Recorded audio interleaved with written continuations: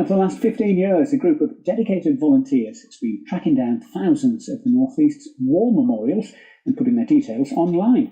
But now their attempts to commemorate those who sacrificed their lives could be under threat. The project needs more money and help, otherwise it may have to end. Here's our political editor, Richard Moss. Dorothy Hall spent much of her retirement studying war memorials like this one in Shiny Row in County Durham, recording their location and contents, but also finding out more about the people behind the names.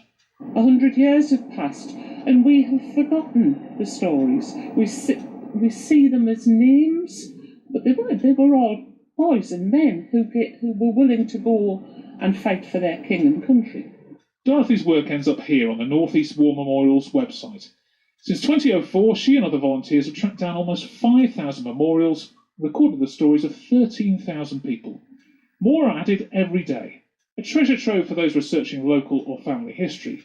But unless they find £25,000 to revamp it, it could disappear.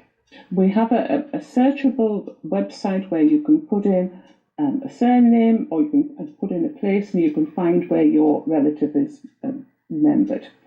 But now it's cricket, and ever so often it just dies. But the project has already recruited one champion.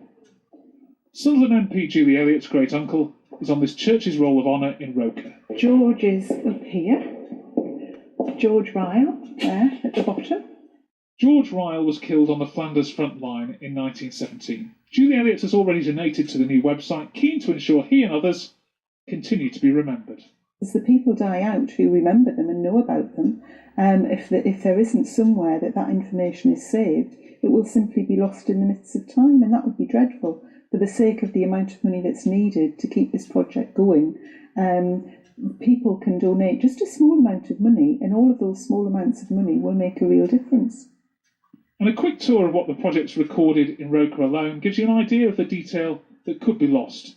Tributes to the 9 child evacuees from Sunderland killed when their ship was torpedoed. A memorial to the area's merchant seamen. Well, there's one shut away in places like this, Roker Marine Bowls Club, where you'll find this, a tribute to the members who served, some of whom were killed in action in the First World War. And Dorothy and others just hope they can now get the funds to seek out more memorials and tell more stories before they're lost forever. Richard Moss, BBC Look North.